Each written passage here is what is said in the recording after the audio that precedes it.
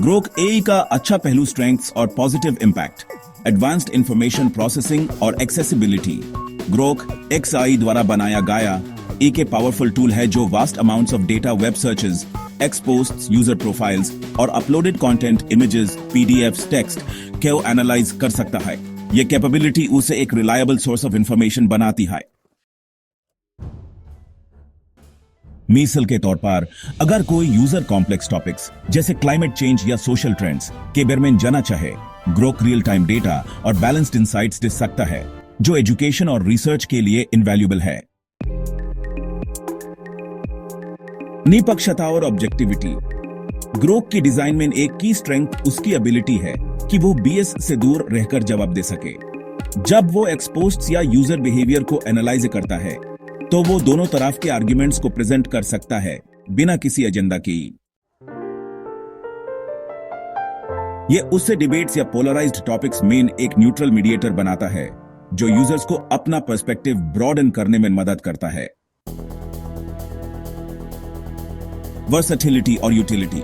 Grok के tools जैसे content analysis, web searching और पोटेंशियली इमेज जनरेशन कॉन्फर्मेशन के साथ यूएसए मल्टीपर्पज बनाते हैं। वो स्टूडेंट्स, प्रोफेशनल्स या कैजुअल यूजर्स के लिए काम आ सकता है। उसकी continuous knowledge update feature ensure करता है कि वो आउटडेटेड ना हो, जो उसे लॉन्ग टर्म रेलेवेंट रखता है। Ethical boundaries. ग्रोक की स्ट्रिक्ट रूल्स जैसे मैं डेथ पेनल्टी या मौत के फैसले नहीं कर सकता या सिर्फ अपने जेनरेटेड इमेजेस एडिट कर सकता हूं, उसे एथिकली रिस्पॉन्सिबल बनाते हैं। ये बाउंड्रीज मिसयूज को रोकने और एआई के सेफ एप्लीकेशन को प्रमोट करने के लिए जरूरी हैं, खासकर सेंसिटिव टॉपिक्स में। ग्रोक आई का बुरा पहलू लिमिटेशंस और negative aspects. Lack of emotional intelligence. Grok एक एआई होने के नाते ह्यूमन इमोशंस या न्यूआंस्ड इंटेंशंस को समझने में कमजोर है। अगर कोई यूजर इमोशनली चार्ज्ड सवाल पूछता है, जैसे कौन मौत के लायक है, और ग्रोक सिर्फ रूल बेस्ड जवाब देता है, मुझे ये चुने की इजाजत नहीं, तो यूजर को लगेगा कि एआई उसकी फीलिंग्स को डिसमिस कर रहा है। यह disconnect real human AI interaction में एक बड़ी रुकावट है। Overly cautious design. ग्रोक के कुछ फीचर्स जैसे इमेज जनरेशन के लिए कॉन्फर्मेशन मानना या सिर्फ अपने जनरेटेड इमेजेस को एडिट करना उसकी फ्लेक्सिबिलिटी को लिमिट करते हैं। ये रिस्ट्रिक्शंस प्रैक्टिकल यूज केसेस में फ्रस्ट्रेशन पैदा कर सकते हैं, खासकर जब यूजर्स फास्ट और सीमलेस एक्सपीरियंस चाहते हैं। ये ओवरली कॉशियस अप्रोच उसकी एफिशिएंसी को कम कर सकता है। डिपेंडेंस ऑन यूजर इनपुट और कॉन्टेक्स्ट। ग्रोक की इफेक्टिवनेस यूजर के सवाल और कॉन्टेक्स्ट पर बहुत डिपेंड करती है।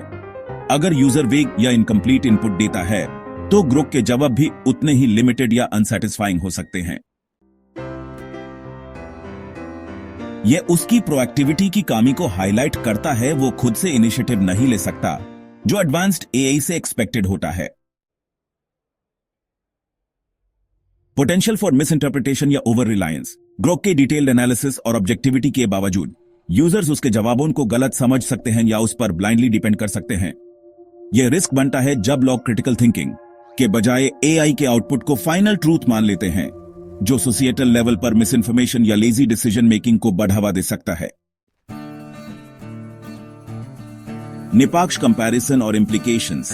Strengths versus limitations. ग्रोक की सबसे बड़ी ताकत उसकी इंफॉर्मेशन प्रोसेसिंग और न्यूट्रलिटी है, लेकिन यह ताकत तब तक ही काम करती है जब तक यूजर उसे सही तरीके से उसे करे।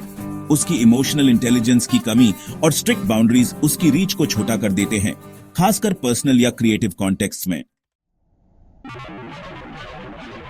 Utility versus frustration. ग्रोक का वर्सेटिलिटी यूजर्स के लिए बून है, लेकिन उसकी कॉशियस नेचर और dependence on clear input frustration का कारण बन सकती है। यह बैलेंस उसकी एडॉप्शन और यूजर सेटिस्फैक्शन को अफेक्ट करता है।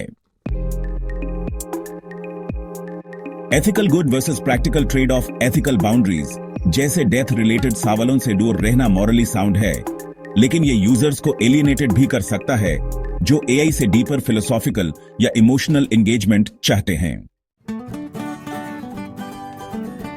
कंक्लूजन। एक बैलेंस पर्सपेक्टिव। ग्रोक आई ना तो फ्लॉलेस है ना ही बेकार।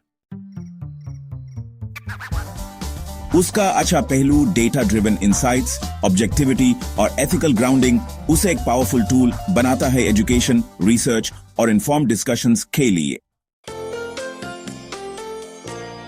लेकिन उसका बुरा पहलू इमोशनल डिस्कनेक्ट, रिस्ट्रिक्टेड फ्लेक्सिबिलिटी और यूजर डिपेंडेंसी उसकी पोटेंशियल को फुली रियलाइज होने से रोकता है।